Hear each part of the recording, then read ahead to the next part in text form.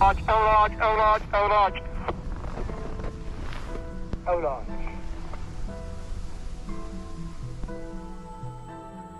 blasting उसको हम कहते हैं. We do that and it's a routine exercise.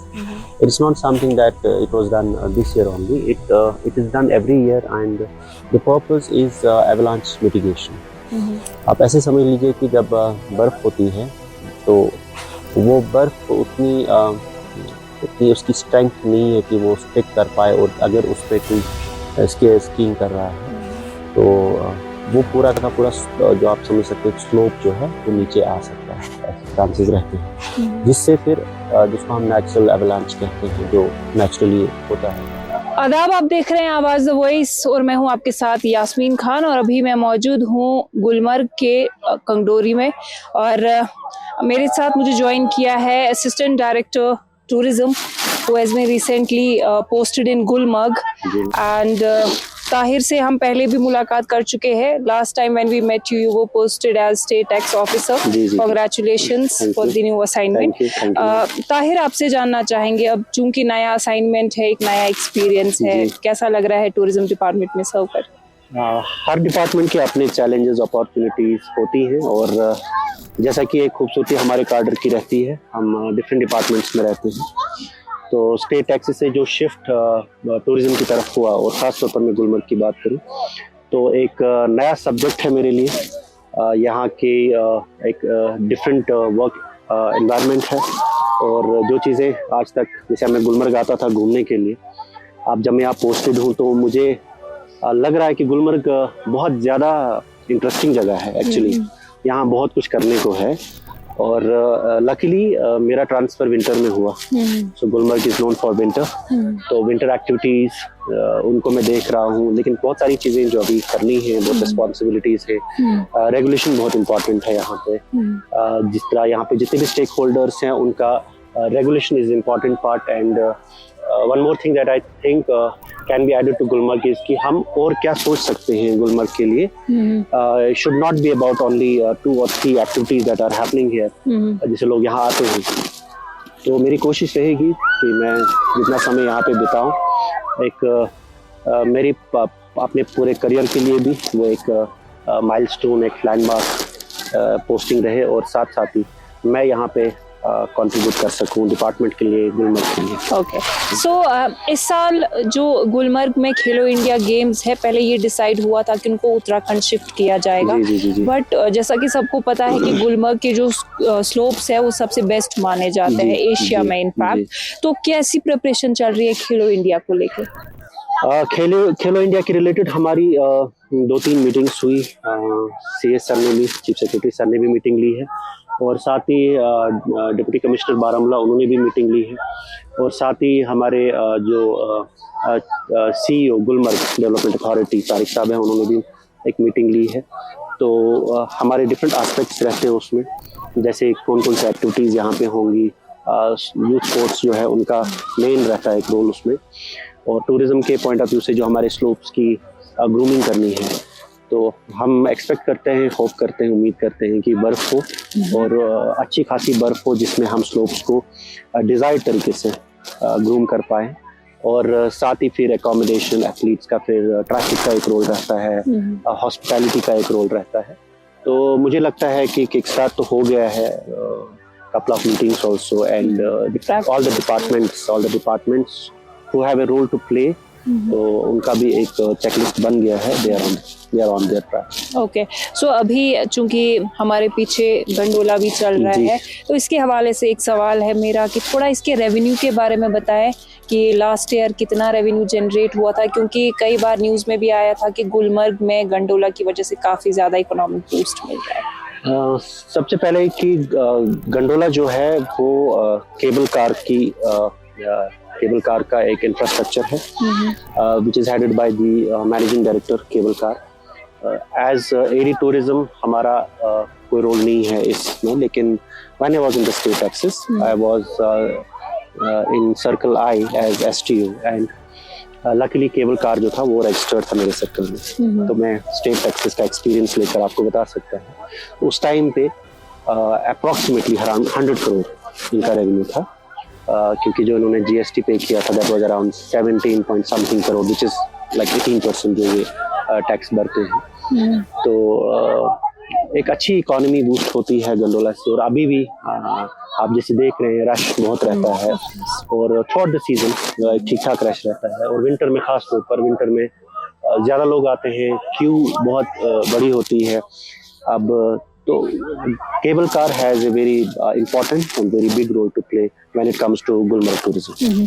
अब चूंकि टूरिज्म का पूरा यहाँ पे अभी चार्ज संभाले हुए है, कई सारी ऐसी कंप्लेंट्स होती है कि जो लोकल्स हैं कश्मीर के वो कहते हैं कि हमें टिकट्स नहीं मिल रही है और नॉन लोकल्स को प्रेफरेंस दी जा रही है, तो क्या आप ये इशू टेकअप करेंगे केबल कार कॉर्पोरेशन के साथ? सी देखिए, प्रेजेंस जो गुलमर्ग में है डिफरेंट इंस्टीट्यूशंस की, चाहे वो एज एडी गुलमर्ग मैं हूँ, चाहे सीईओ जीडीए है, चाहे हमारे एमडी केबल कार की प्रेजेंस यहाँ पे है, उनके स्टाफ की प्रेजेंस यहाँ पे है।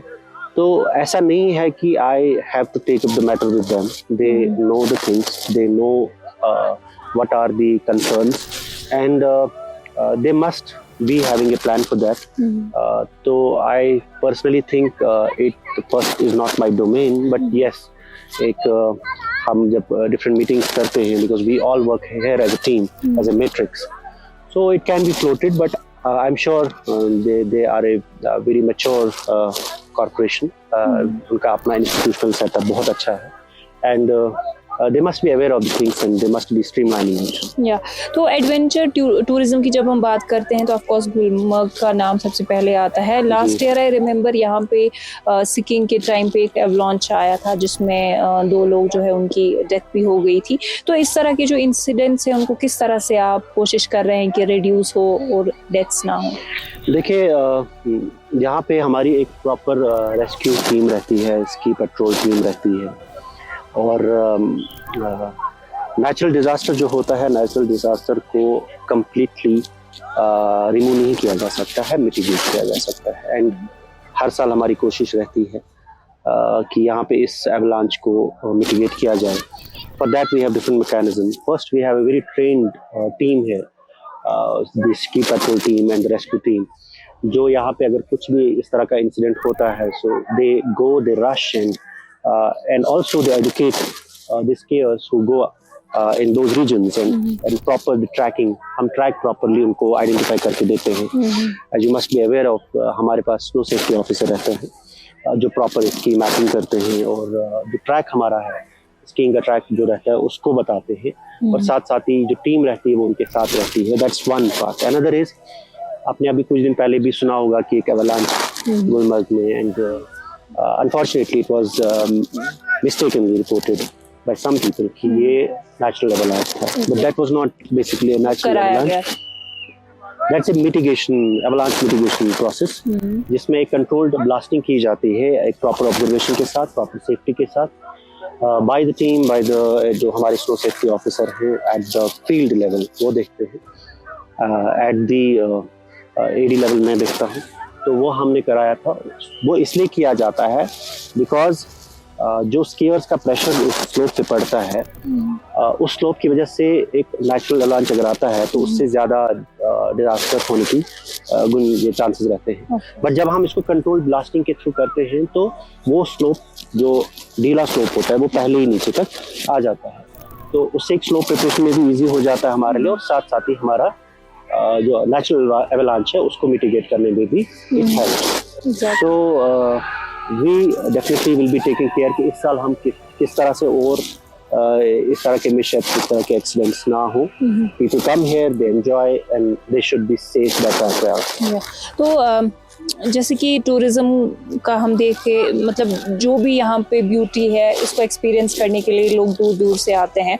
तो जैसा कि हमने देखा, जो समर्स में हॉर्स वगैरह यहाँ पे चलाते हैं वो अभी स्लेजिंग चलाते हैं यहाँ पे, बट वेस्ट काफ़ी ज़्यादा हम देख रहे हैं गुलमर्ग में है। तो होटेलियर्स हो, चाहे फिर ये स्लेज चलाने वाले हो या चाय बेचने वाले हो, वेस्ट मैनेजमेंट का सिस्टम कैसा है गुलमर्ग में?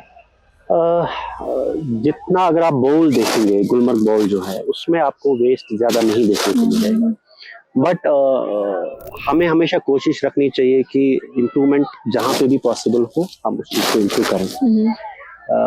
कुछ चीज़ें होती हैं जिनका स्कोप ऑफ वर्क जो है आप डिफाइन नहीं कर सकते हैं। फॉर एग्जांपल क्लीनलीनेस, आप इतना नहीं डिसाइड कर सकते हैं कि क्लीनलीनेस किस हद तक हो सकती है, because the amount of trash, the amount of जो भी कचरा है वो कहाँ कहाँ पे एक्यूमुलेट हो सकता है, टूरिस्ट जहाँ पे आएगा। तो इसको एक प्रॉपर चैनल के थ्रू, बैक एंड और फॉरवर्ड लेवल पे, चाहे वो टूरिस्ट को एजुकेट करने की बात है, चाहे वो हमारे जो ये चाय बेचने वाले हैं, छोटे ढाबे वाले हैं, रेस्टोरेंट्स हैं, उनको एजुकेट करने की ज़रूरत है कि सॉलिड वेस्ट मैनेजमेंट या लिक्विड वेस्ट मैनेजमेंट किस तरह हो। और साथ साथ ही ऐसी जगह पे जैसे हम यहाँ पे बैठे हैं, यहाँ पे किस तरह से हम इसको और क्लीन रख सकते हैं। We are very lucky that जो टीम इस वक्त गुलमर्ग में ऑपरेट कर रही है, फंक्शन कर रही है एट डिफरेंट लेवल, जैसे हमारे एग्जीक्यूटिव ऑफिसर म्यूनसिपल कमेटी के जो हैं, अगेन उनका भी जो मैंने पिछले इतने दिनों से देखा है, वंडरफुल ऑफिसर, एंड बॉल का उन्होंने बहुत क्लीन किया है। तो जहाँ जहाँ पे भी हमें रिपोर्ट हो जाता है थ्रू सोशल मीडिया, आपके माध्यम से, या खुद भी हम कहीं पे देखते हैं, तो हम चाहते हैं कि हम उन तक पहुँचाएं और ये चीज़ जो है उसको हम प्रॉपरली, तो सस्टेनेबल टूरिज्म के लिए उस जगह का सस्टेनेबल तरीके से ऑपरेट करना ज़रूरी है, जिसमें क्लीनलीनेस जी। एक और कंसर्न यहाँ पे है जो टूरिस्ट का अक्सर रहता है विंटर्स में, वो है ओवर प्राइसिंग, कि जितनी भी एक्टिविटीज में इन्वॉल्व होते हैं वो कहते हैं कि जरूरत से ज्यादा पैसा लिया जाता है, तो उसकी मॉनिटरिंग वगैरह का क्या प्रोसेस है एंड उसके लिए आप क्या कर रहे हैं? देखिए, अगर आप स्कीइंग की बात करेंगे, स्कीइंग का एक प्रॉपर आप देखेंगे, स्की शॉप आप जाइए, एक प्रॉपर वहाँ पे आप पेमेंट करते हैं JR के थ्रू। तो आई डोंट थिंक कि जो गवर्नमेंट की रेट्स डिसाइड हुई हैं उसको हम उसको एग्जैजरेट या एग्जॉर्बेंट रेट्स पे हम वो फैसिलिटीज को प्रोवाइड करते हैं। साथ साथ ही जैसे स्नो बाइकिंग, अभी कुछ दिन पहले CEO साहब, तारिक साहब, अलॉन्ग विद द टीम, जिसमें मैं था, SHO साहब थे, एग्जीक्यूटिव ऑफिसर म्युनिसिपैलिटी, हम लोग यहाँ आए, वी वेंट टू दिस, जो हमारी स्नो मोबाइल है यहाँ पे, वी चेक दैट वो रिसीव दे रहे थे, तो एज पर द नॉर्म ही हो रहा है। तो अब ऐसा भी नहीं है कि कहीं कहीं पे जो वायलेट हो जाता है, जो स्मॉल अमाउंट ऑफ कहीं पे स्कोप मिल जाता है तो वो करते हैं, बट पूरी कोशिश है कि इस रिजॉर्ट को हम पूरे तरीके से डिसिप्लिन करें, हर एंगल से रेगुलेट करें, सो दैट जो हमारे टूरिस्ट हैं, जो हमारे लोग इधर आते हैं, they should get a very good feel when they come here, in terms of every facility, in terms of the hospitality, in terms of as you rightly said कि यहाँ ओवर प्राइसिंग नहीं होना चाहिए। In case of the medical emergencies, अगर किसी को दवाई या ट्रीटमेंट की जरूरत है, again that should be done in such a way कि they should get a very favorable kind of environment. Okay, so other than that, कि आप केस ऑफिसर है, उसके बगैर आप एक पोइट भी है, तो we would really want कि अगर आप हमारी ऑडियंस को कुछ सुनाएं, a couplet में भी। Okay, आजाद कलम में कैद साए देखे हैं, आजाद कलम में कैद साए देखे हैं, मैंने अपने ही घर में नए आईने देखे हैं, वैसे तो मैं भूलता नहीं हूँ अपने घर का रास्ता, वैसे तो मैं भूलता नहीं हूँ अपने घर का रास्ता, पर कुछ दिनों से नक्शे में हमसाए देखे हैं, कितनी तकलीफ में है ये मुस्कुराते चेहरे, कितनी आंखों ने सहरा के समंदर देखे हैं।